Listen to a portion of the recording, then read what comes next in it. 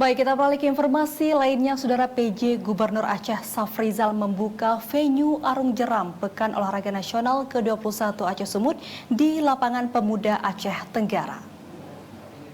Kopimda Aceh Tenggara, lainnya. Pembukaan perlombaan Arung Jeram pada Pekan Olahraga Nasional ke-21 Aceh Sumut 2024 dibuka secara resmi oleh penjabat Gubernur Aceh Safrizal ZA di Lapangan Pemuda Aceh Tenggara.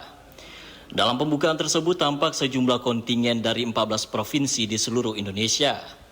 Para kontingen dari berbagai daerah melakukan karnaval dari Lapangan Pemuda menuju kantor Bupati Aceh Tenggara.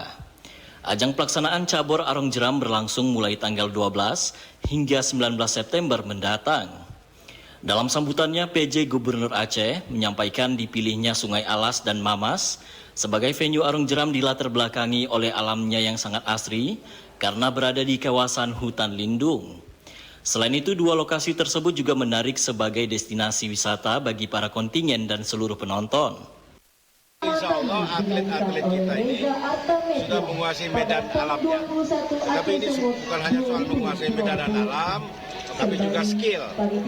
Ya, oleh karenanya mudah-mudahan atlet kita bisa meraih prestasi di lomba Arung Jeram ini. Dan tentu saja di samping meraih prestasi, karena ini olahraga ekstrim, tetap saya minta jaga keselamatan.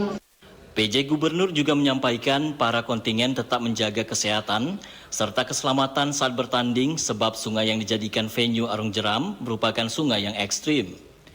Dari Aceh Tenggara, Abdul Aziz, TVRI melaporkan.